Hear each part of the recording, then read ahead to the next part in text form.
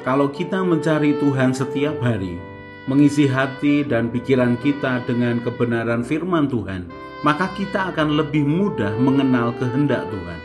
Kita akan lebih bisa mengalami hatinya, mengalami kehendaknya, mengalami didikannya, dan mengalami anugerah kasihnya.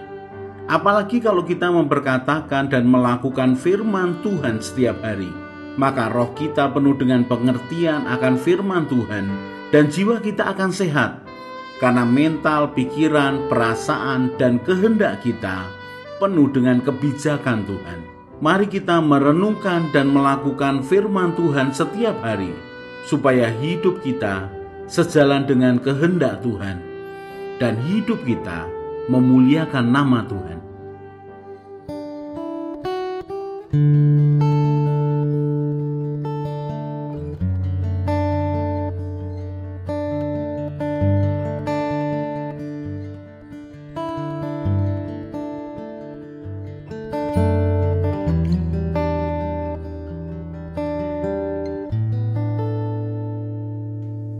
Sejauh timur dari barat, Engkau membuang dosaku.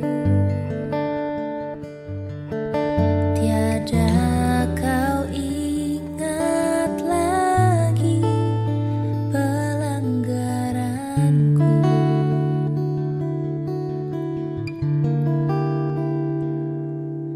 Jauh ke dalam tubir laut, Kau melemparkan dosaku. Tiada kau perhitungkan kesalahanku. Betapa besar kasih pengampunanmu, Tuhan. Tak kau pandang hina hati yang hancur.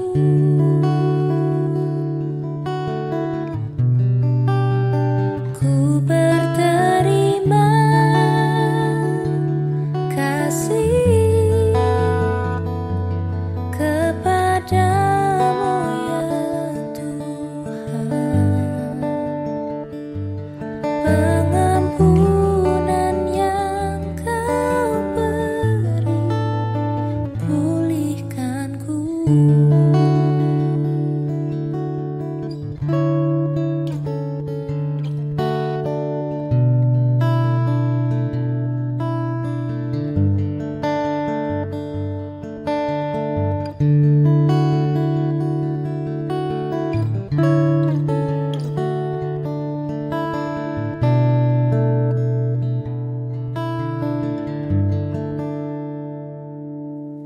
Sejauh timur dari barat, Engkau membuang dosaku.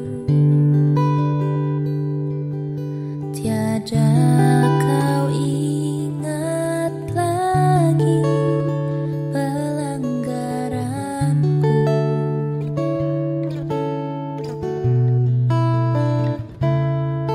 Jauh ke dalam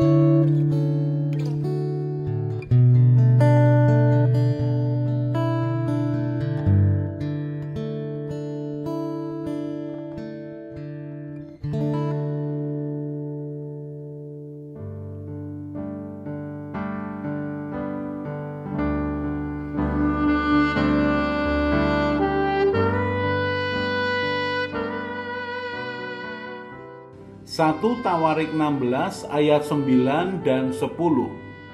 Bernyanyilah baginya, bermazmurlah baginya, percakapkanlah segala perbuatannya yang ajaib, bermegahlah di dalam namanya yang kudus, biarlah bersuka hati orang-orang yang mencari Tuhan.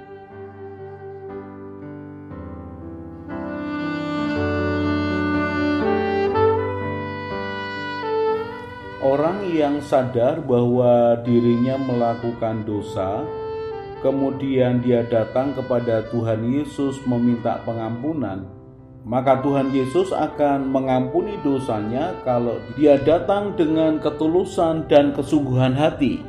1 Yohanes pasal yang pertama ayat yang ke-9, jika kita mengaku dosa kita, maka Ia adalah setia dan adil, sehingga Ia akan mengampuni segala dosa kita dan menyucikan kita dari segala kejahatan. Orang yang datang kepada Tuhan dengan hancur hati dan meminta akan pengampunan, akan menerima pengampunan yang dari Tuhan. Kita akan melihat Lukas pasal yang ke-7 mulai ayat yang ke-36. Seorang Farisi mengundang Yesus untuk datang makan di rumahnya. Yesus datang ke rumah orang Farisi itu lalu duduk makan. Di kota itu ada seorang perempuan yang terkenal sebagai seorang berdosa. Ketika perempuan itu mendengar bahwa Yesus sedang makan di rumah orang Farisi itu, datanglah ia membawa sebuah buli-buli pualam berisi minyak wangi. Sambil menangis ia berdiri di belakang Yesus dekat kakinya, lalu membasahi kakinya itu dengan air matanya dan menyekanya dengan rambutnya. Kemudian ia mencium kakinya dan meminyakinya dengan minyak wangi itu. Ketika orang Farisi yang mengundang Yesus melihat hal itu, ia berkata dalam hatinya, jika ia ini nabi, tentu ia tahu siapakah dan orang apakah perempuan yang menjamahnya ini. Tentu ia tahu bahwa perempuan itu adalah seorang berdosa. Lalu Yesus berkata kepadanya, Simon, ada yang hendak kukatakan kepadamu. Sahut Simon, katakanlah guru. Ada dua orang yang berhutang kepada seorang pelepas uang. Yang seorang berhutang 500 dinar, yang lain 50. Karena mereka tidak sanggup membayar, maka ia menghapuskan hutang kedua orang itu. Siapakah di antara mereka yang akan terlebih mengasihi dia? Jawab Simon, aku kira dia yang paling banyak dihapuskan hutangnya. Kata Yesus kepadanya, betul pendapatmu itu. Dan sambil berpaling kepada perempuan itu, ia berkata kepada Simon, engkau lihat perempuan ini? Aku masuk ke rumahmu, namun engkau tidak memberikan aku air untuk membasuh kakiku. Tetapi dia membasahi kakiku dengan air mata dan menyekanya dengan rambutnya. Engkau tidak mencium aku, tetapi sejak aku masuk, ia tiada henti-hentinya mencium kakiku.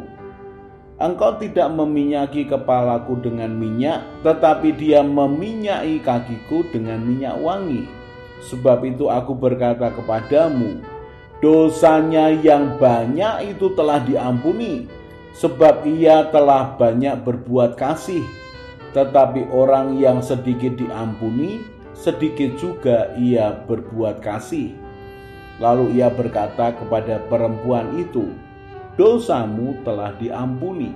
Dan mereka yang duduk makan bersama dia berpikir dalam hati mereka, siapakah ia ini sehingga ia dapat mengampuni dosa? Tetapi Yesus berkata kepada perempuan itu, imanmu telah menyelamatkan engkau, pergilah dengan selamat. Dari Lukas pasal yang ke-7 ayat yang ke-36 sampai ayat yang ke-50 ini sungguh suatu peristiwa yang mengagetkan banyak orang. Peristiwa Tuhan Yesus datang makan di rumah orang Farisi sudah merupakan sesuatu yang luar biasa.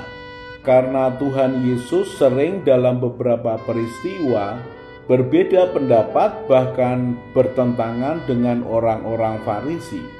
Tetapi dari peristiwa ini kita belajar bahwa Tuhan Yesus tidak melihat status orang kalau Tuhan Yesus ingin mengajar orang itu atau orang-orang di sekitarnya. Kemudian kisah yang menghebohkan di dalamnya adalah seorang perempuan yang dikenal sebagai seorang berdosa datang ke rumah orang Farisi itu. Kedatangan seorang berdosa ke rumah orang Farisi juga sesuatu yang luar biasa. Apalagi perempuan ini sudah dikenal sebagai seorang wanita berdosa di kota itu.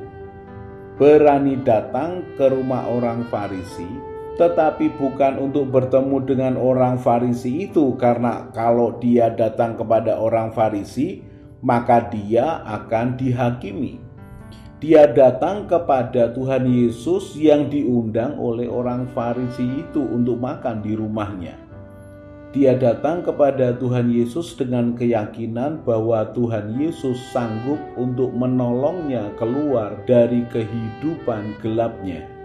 Dia datang kepada Tuhan Yesus dengan sangat menyesal, merasa berdosa, merasa bersalah, dan dia ingin melakukan suatu penyambutan kepada seseorang yang sangat terhormat. Dia yakin bahwa Tuhan Yesus adalah anugerah di dalam hidupnya, di mana melalui Tuhan Yesus yang melakukan banyak mukjizat, mengusir setan, menyembuhkan banyak orang, dia juga akan mendapatkan pengampunan, bahkan keselamatan. Sehingga walaupun ia datang ke rumah orang Farisi, apa yang dilakukannya adalah merupakan penyambutan tuan rumah kepada tamu yang dihormatinya. Dia ingin menyatakan bahwa Tuhan Yesus adalah pribadi yang terhormat yang masuk ke dalam kehidupannya. Apa dasarnya saya mengatakan bahwa wanita ini menganggap Tuhan Yesus adalah tamu kehormatan di dalam hidupnya? Kita bisa ketahui ketika orang Farisi yang bernama Simon itu yang mengundang Tuhan Yesus ke rumahnya tidak memperlakukan Tuhan Yesus sebagai pribadi yang terhormat yang layak dilayani, bahkan dari depan pintu rumahnya sampai masuk ke dalam rumahnya. Di zaman itu, penyambutan yang baik kepada tamu yang datang ke rumah yang pertama kali adalah membasuh kakinya. Orang-orang kaya memiliki hamba-hamba yang bertugas untuk membasuh kaki para tamunya yang datang, sehingga tamunya itu ketika memasuki rumahnya sudah dalam kondisi bersih.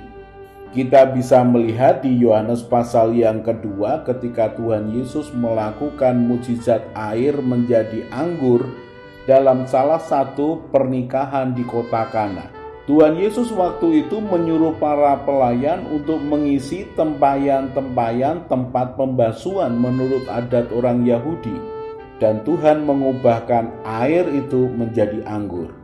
Kita kembali kepada Lukas pasal yang ke-7. Orang Farisi yang bernama Simon ini tidak menyambut Tuhan Yesus sebagai tamu yang terhormat. Dia menganggap Tuhan Yesus selevel dengan dia. Dia menganggap Tuhan Yesus adalah dalam tanda petik orang biasa yang tidak perlu diperlakukan istimewa. Dan kedatangan perempuan yang berdosa ini yang menyambut Tuhan seperti menyambut seseorang yang terhormat di dalam rumahnya menjadi perbandingan yang sangat jelas perlakuan Simon orang Farisi ini kepada Tuhan Yesus dan perempuan ini kepada Tuhan Yesus. Lukas pasal yang ke-7 ayat yang ke-44. Dan sambil berpaling kepada perempuan itu, ia berkata kepada Simon, "Engkau lihat perempuan ini? Aku masuk ke rumahmu, namun engkau tidak memberikan aku air untuk membasuh kakiku. Tetapi dia membasahi kakiku dengan air mata dan menyekannya dengan rambutnya."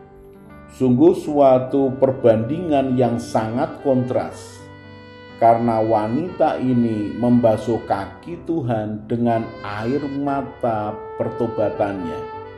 Dia membasahi kaki Tuhan dengan air matanya dan menyekanya dengan rambutnya. Kita tahu bahwa rambut seringkali disebut mahkota untuk wanita.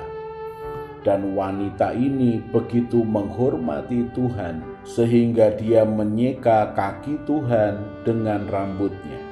Lalu Tuhan Yesus mengatakan lagi kepada Simon, "Engkau tidak mencium aku, tetapi sejak aku masuk, ia tiada henti-hentinya mencium kakiku."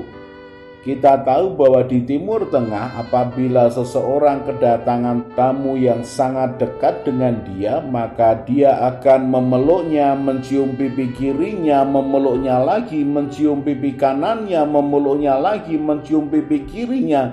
Itu dilakukan berkali-kali sebagai tanda sukacita bahwa dia sangat senang bertemu dengan yang bersangkutan.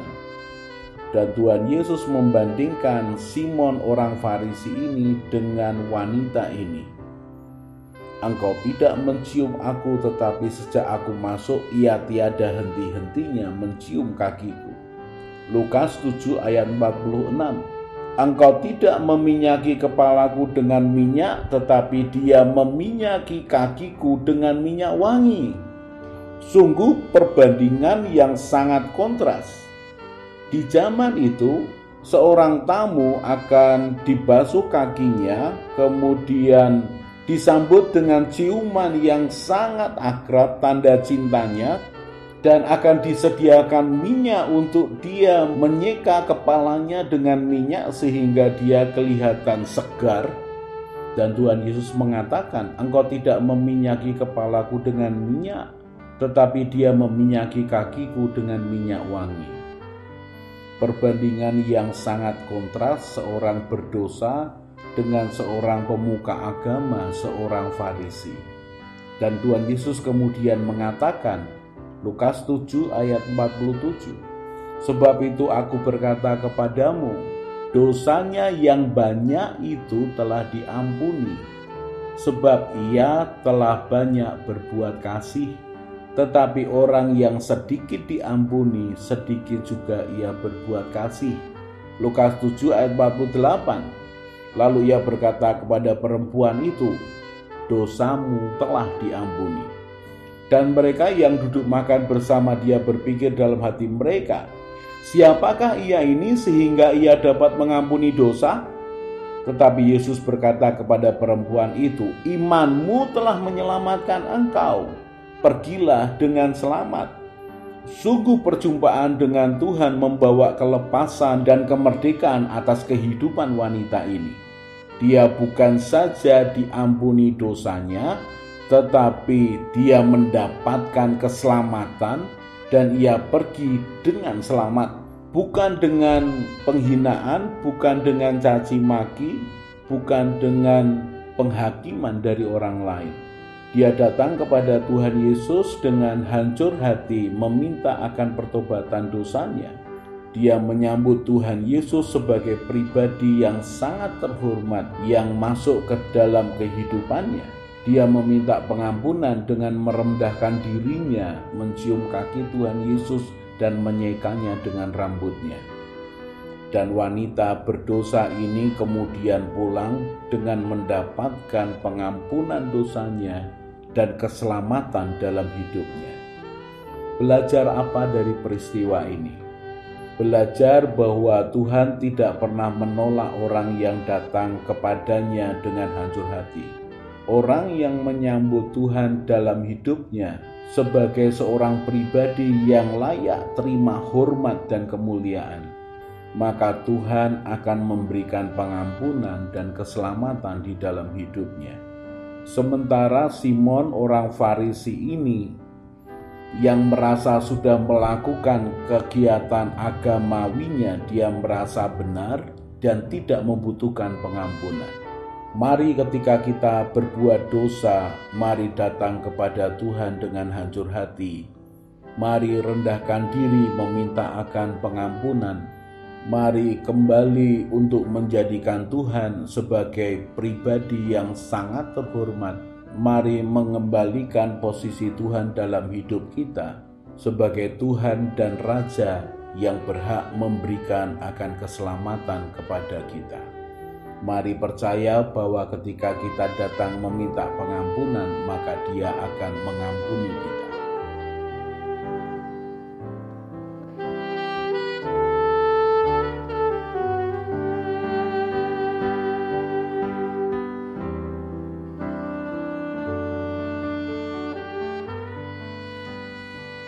Sementara kita merenungkan firman Tuhan, kemudian hati dan pikiran kita penuh dengan beban masalah dan keinginan, maka masalah dan keinginan itu akan lebih kuat berbicara kepada kita, bukan kebenaran Tuhan yang berbicara kepada kita.